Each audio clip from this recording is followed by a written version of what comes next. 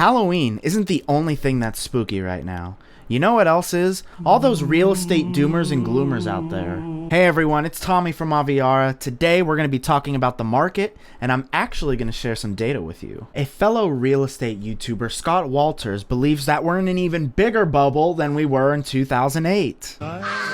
Yeah, and he believes that we're doomed unless we accept the realities of the situation.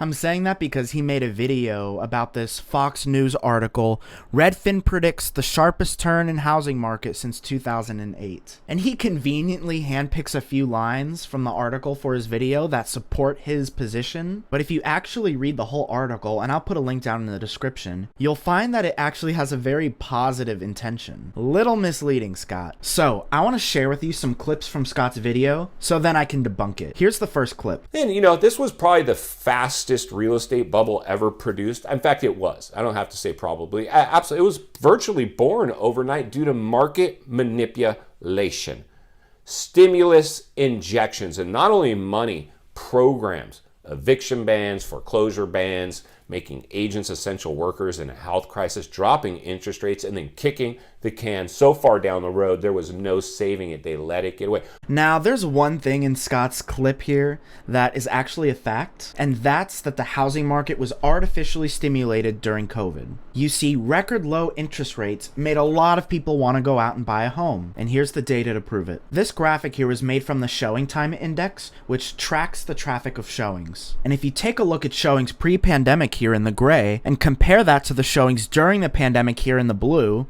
is when interest rates were lowered, by the way, you'll see that showings really took off. So he is right there. But then he goes on to say this. I don't know if this was on purpose or on accident. This might have been basically a deliberately constructed bubble designed to collapse our complete economy so they can try to do some weird new thing with, whatever in society, whatever they're trying to do. Who is they? What deliberate scheme are they planning? Please tell me. I would love to know what crazy conspiracy is running around in there. So here's the truth. It's actually the Fed's job to help us keep a safe financial system. And COVID was an economy's worst nightmare. Businesses, they had to close their doors. A lot of people had to go on unemployment. The economy needed help. You could argue that the economy was stimulated for too long, and that I would agree, but that's not what was said. He then goes on to say this. We now are exceeding 2008 bubble behavior. This one is at massive, massive risk. Okay, Scott,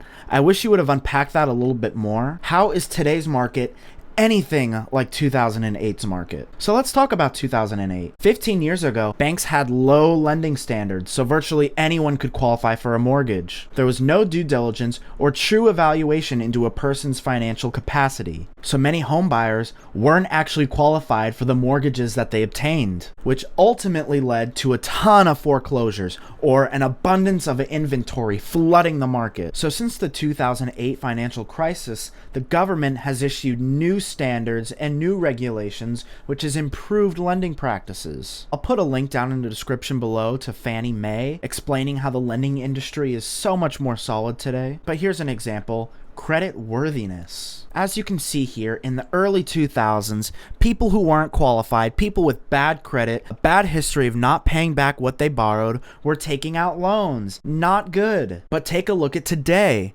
Yes, there are still low loan programs available for folks with low credit, but generally, with today's lending standards, people are a lot better off with their finances, and those are the people who are taking out home loans. So the lending industry is not setting people up for failure like they were in 2006. Here's another infographic showing lending standards and how they've tightened. I have a whole other video explaining how 2008 is different than today. You can go ahead and check that out another time. He then goes on to say this. It now becomes percentage of likelihood. What percentage of likelihood do you put on this having a full-blown economic blowback and collapse and a housing crash? I'm pretty much redlining at 100%. By what measure? With what data? With what historical evidence? You can't just make these claims and not provide evidence to back it up. Otherwise, you're just saying things. You're simply operating on feelings. So let's talk about basic supply and demand. When you have lots of people who want to buy homes and not a lot of homes available for those people, homes become more expensive. Right now, the United States is facing a massive housing shortage. There's debate about how bad the shortage actually is, but there's a consensus among housing specialists and economists that there's a bad housing shortage. So an organization, Up for Growth, actually did a study where they took a look at 800 towns across the United States to see which areas are experiencing a very severe shortage. I'll put a link to the article and a link to Up for Growth's website. But Freddie Mac, they estimate that we're short 3.8 million homes. So how can we possibly have a catastrophic bubble pop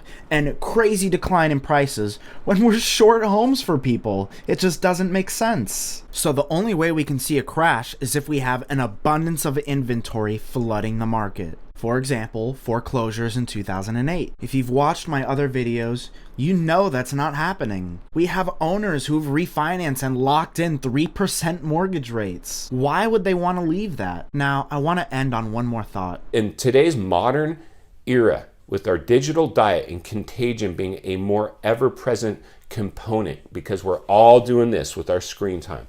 Good news travels fast, bad news travels faster. Mainstream media is going to report on it. If it bleeds, it leads. It's going to sweep people into fear and panic. It's only going to be us that stay centered and surrounded with like-minded people that are going to be able to operate more efficiently within it. So Scott makes a comment about how mainstream media is going to instill fear in people within a video that's trying to instill fear into people. The truth is, interest rates are high. A 30-year fixed rate mortgage is flirting with 7% today. Of course that's going to affect demand. Of course that's going to hurt buyers. For now, rates go up, rates come down. Nothing lasts forever. And once rates come back down, those buyers who are sitting on the sidelines right now, they're going to be back in the game. We have millennials forming households who are excited to get in the game. Will prices adjust? Yes. Most likely, but I don't see a 2008 financial crisis happening all over again. It's just not in the data. Thank you all so much for watching. If you liked the video, please give it a like, please subscribe to the channel, and I'll see you next time. Cheers.